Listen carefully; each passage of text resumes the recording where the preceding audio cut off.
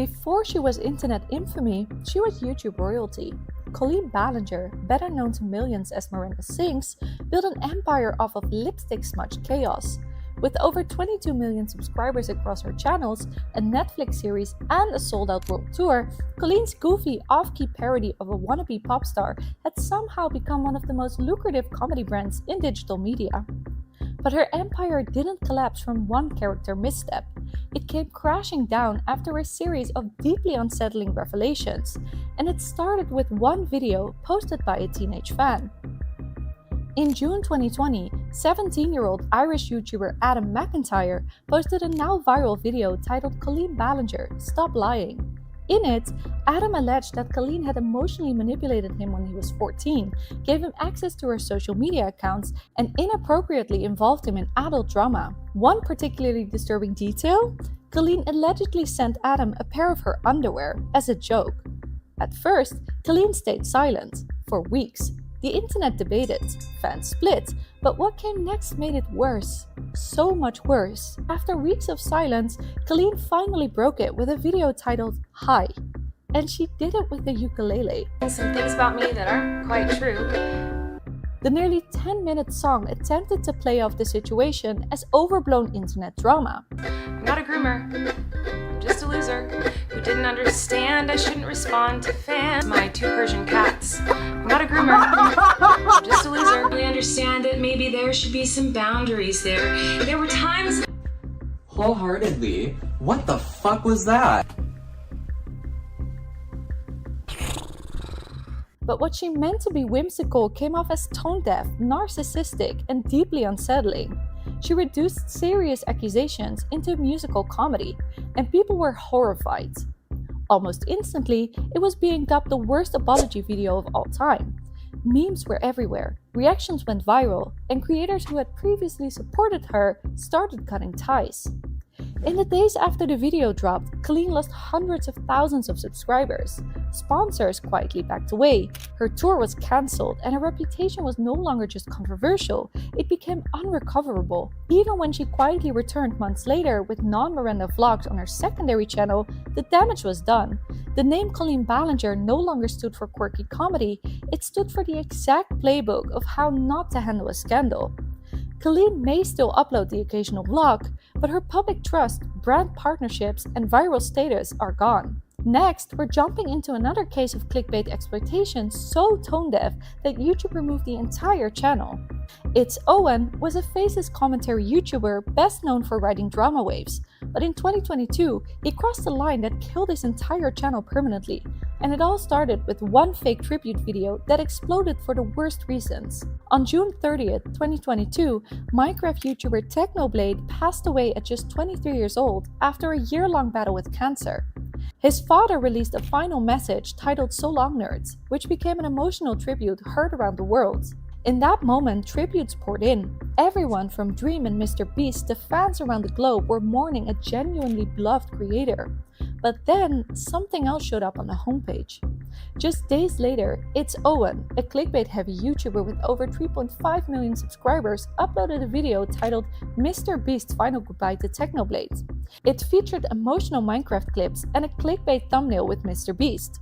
The video exploded, hitting over 800,000 views in 20 hours, and even hit YouTube's trending page. But this wasn't a tribute, it was a cynical cash grab. The gaming community erupted. Tommy Innit, Jacksepticeye, and others publicly condemned him via tweets and Reddit posts. Within 48 hours, YouTube terminated Owen's channel due to the clickbait video. He took to Twitter, pleading, "My 3.5 sub channel got terminated, I'm so depressed." Team YouTube replied, "Your channel was correctly suspended due to explicit content. You can't create any others." Owen tried to return, launching multiple new accounts, but they were all shut down within days. This reflects YouTube's zero tolerance. Once banned from deceptive content, you're barred permanently. As Owen's channel was digitally wiped, our next creator didn't get removed by YouTube. She destroyed herself with her own words. Before 2023, Iiluminaughtii was seen as one of the smartest creators on YouTube. Her channel built a loyal following with sharp, well-researched deep dives into shady corporations, MLMs, and online scams. Her style was confident, educational, and analytical, and it worked. She was pulling millions of views per month, and was widely respected across left-leaning commentary spaces. But all of that started to unravel from a single tweet. In April 2023, Iiluminaughtii, also known as Blair, posted a now infamous Twitter thread accusing Legal Eagle, a well-respected law YouTuber, of stealing her video editing style. But the internet didn't take her side. Instead, creators and fans started calling her out, pointing out that editing styles like drop shadows and highlighters weren't proprietary. Even Legal Eagle responded publicly, clarifying the confusion and saying that the editor in question was a freelancer who was simply a fan of both channels. The tweet storm might have blown over if it ended there, but Blair's decision to double down was about to open every old wound. Former collaborators, including The Click, Wonderstruck, and Oz Media, came forward with serious accusations of emotional manipulation, workplace hostility, and slander. The pressure was mounting, and instead of staying quiet or apologizing, Blair posted her response. On April 20th, 2023, she uploaded a 40-minute video titled Iiluminaughtii Exposed. It was meant to explain everything, but instead, it detonated her credibility. She apologized, but only to Legal Eagle, then spent the next 35 minutes trying to reframe herself as the victim, paint her ex-friends as failures, and explain away every accusation without addressing the core issue: trust. It didn't land. Instead, it backfired hard. In the days that followed, multiple creators made response videos. The Click claimed Blair had tried to smear his reputation, weaponized Discord servers against him, and quietly worked behind the scenes to discredit him after their group channel Sapmilk disbanded. Wonderstruck alleged that Blair's treatment left him struggling with mental health and that she tried to control his online presence even after they stopped working together, down to restricting access to his own content. And Oz Media, her ex-boyfriend and former employee, posted a video saying Blair had left him in financial ruin, was actively trying to repossess his car, and had scheduled the foreclosure of his home right before Christmas. Blair lost over 400,000 subscribers. Her videos started pulling less than 20k views, and her upload schedule stalled. Brands backed off, and the trust was gone. The Iiluminaughtii Exposed video wasn't a defense, it was a public implosion. After the whole ordeal, Iiluminaughtii still tried to continue uploading, but the channel that once dominated the anti-MLM scene is a shadow of its former self. The reputation she spent years building collapsed in 40 minutes. If Blair's downfall came from oversharing, the next YouTuber tried to go viral by doing the exact opposite. YouTubers fake giveaways, they fake breakups, some fake drama. But Trevor Jacob faked something that sent him to federal prison and filmed it for clout. Trevor wasn't your average vlogger. He was a former Olympic snowboarder, a daredevil, and a certified pilot with a YouTube channel full of extreme sports, aviation, and adrenaline-fueled stunts. But in December 2021, he uploaded a video that looked more like a Hollywood crash scene. Title: I crashed my plane. In the video, Trevor claims his plane suddenly lost power over California's Los Padres National Forest. Instead of attempting an emergency landing, like trained pilots are supposed to, he jumps out with a parachute. GoPros on the plane captured it spiraling down into a canyon before crashing nose first. Then we see Trevor hiking through the wilderness, camera still rolling, to recover the footage. It racked up millions of views, but from the moment the video went live, pilots knew something was off. He was wearing a skydiving parachute, something no private pilot randomly wears on casual solo flights. He never radioed for help. He made no attempt to glide to safety. And most suspicious of all, he kept filming the entire thing. It's hard to speculate if this guy staged the whole thing. Either he staged it, or he just had really poor training and didn't know what to do when he had his emergency. One of those two things. Either one's not really looking great for him. Maybe he's a good guy. The FAA launched an investigation, and so did the National Transportation Safety Board. Trevor told them the crash was real, but investigators found damning evidence. He recovered the wreckage himself and destroyed it, he lied about the location, and he filed a false accident report to cover it up.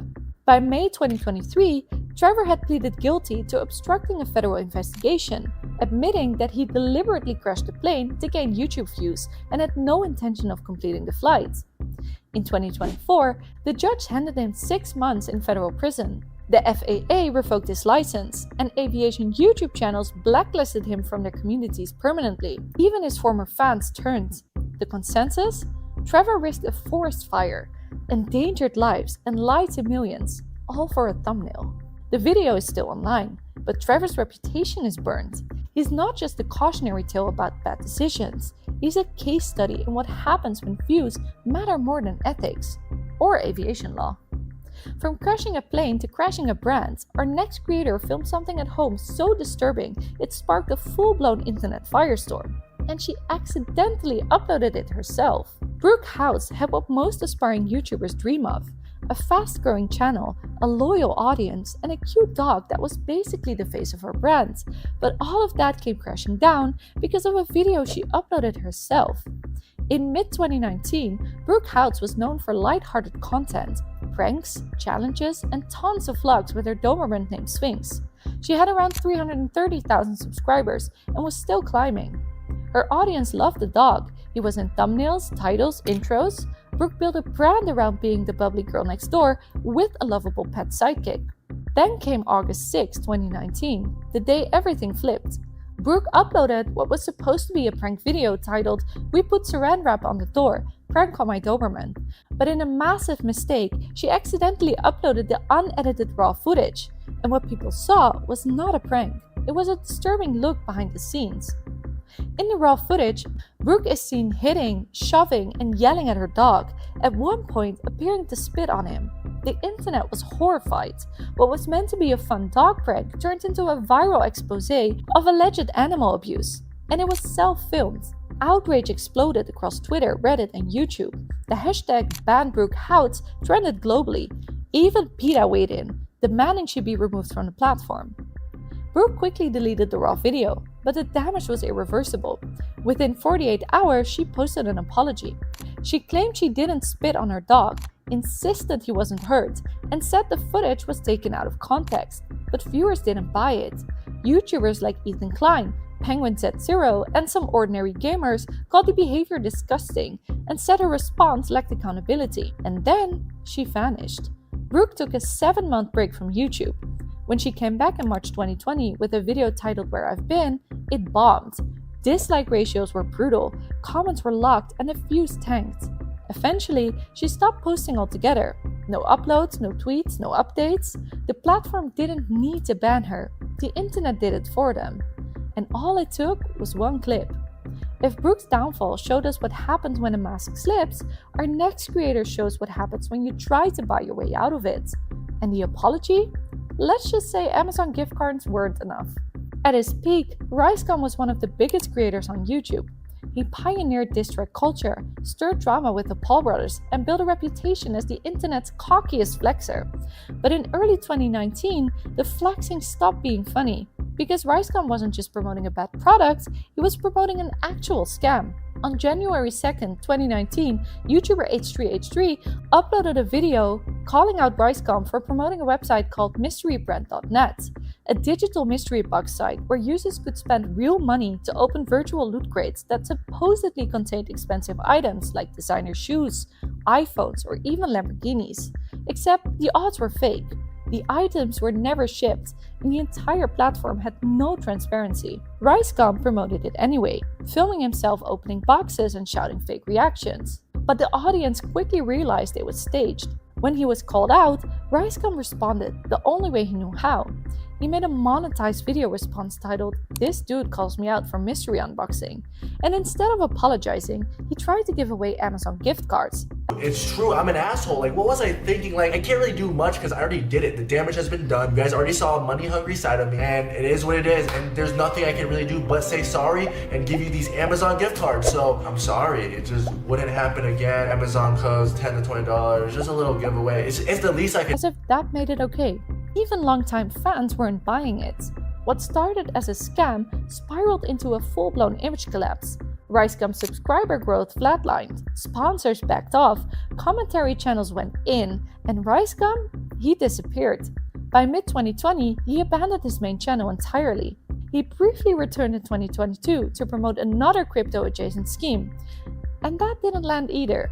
At this point, Ricegum's reputation is permanently stuck somewhere between sellout and scammer. He never got banned and he never got cancelled by YouTube, but he lost the most valuable thing of all: credibility. Speaking of lost credibility, our next creator built his entire image on charity and goodwill, and then he released a video that made it all come undone. For over a decade, the Completionist, or his real name Gerard Khalil, was one of the most respected names in gaming YouTube. He was the guy who didn't just beat games, he completed them with 100%.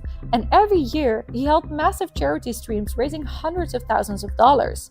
But in late 2023, the truth behind those donations, and a video trying to explain it, nearly obliterated his legacy. The controversy started with an investigation by Carl Jobs and some ordinary gamers. They looked into a nonprofit co-run by Gerard called the Open Hand Foundation. Their findings? Despite raising over $600,000, the foundation never donated a single dollar to any charity, hospital, or research organization, not even the ones it claimed to support. Carl and Muda accused the Completionist of either hoarding or mismanaging the funds, noting that his mother, who tragically passed away from dementia, was the charity's supposed focus. And yet, none of the money had gone towards Alzheimer's research. For days, Gerard stayed silent, until December 9, 2023. That's when he released a 15-minute video called My Response, and instead of putting out the fire, he threw gasoline on it. He started by vaguely apologizing for the lack of transparency, but then he got defensive, denying any wrongdoing, calling the accusations slander, and even hinting at legal action against his critics.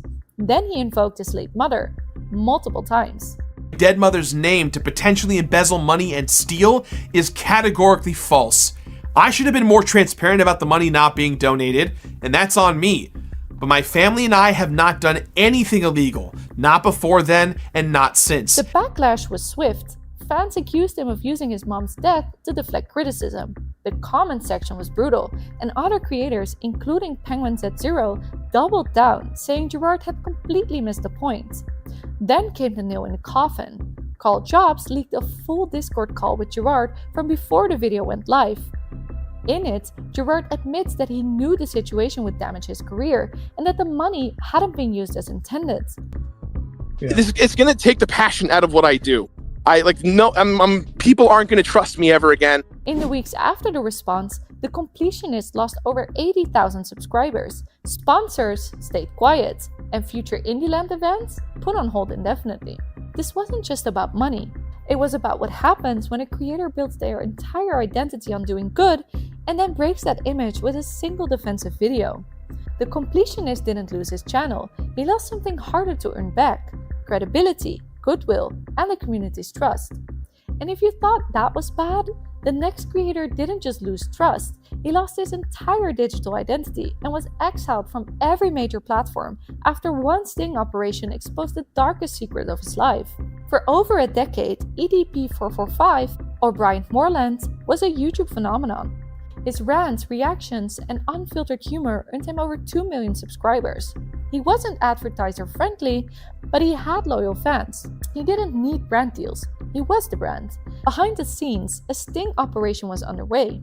A group called Chad Goldstein, now known as Predator Poachers, was posing as a 13-year-old girl online, and they claimed EDP was trying to meet her in person. When EDP showed up to the meeting spot, he was confronted on camera.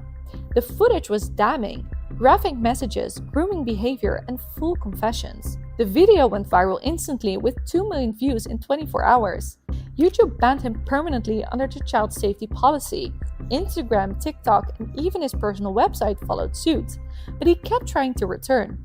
EDP launched backup channels like EDP Uncut, EDP Reborn, every time viewers reported him, and every time platforms shut him down. In one of his final comeback videos, EDP claimed the sting was a setup. He said he knew it was fake and only went along with it for content, but nobody bought it. Even his own former fans turned against him. And the worst part? No criminal charges were filed, because the sting wasn't conducted by law enforcement but by vigilante YouTubers. It sparked a legal debate, but in the court of public opinion, EDP was already finished. He went from meme legend to permanent exile. No redemption arc, no apology tour. EDP didn't just get cancelled, he became a ghost, erased from every major platform, persona non grata on the internet. 8 creators, 8 choices that couldn't be undone. 1 upload, and everything changed. Some tried to apologize, some vanished completely. Others just doubled down and disappeared anyway. But the lesson is the same every time. On YouTube, your rise can take years, but your downfall? It takes one bad video. So which downfall shocked you the most, and who should we cover next? Leave your answers in the comments below, and I'll see you next time.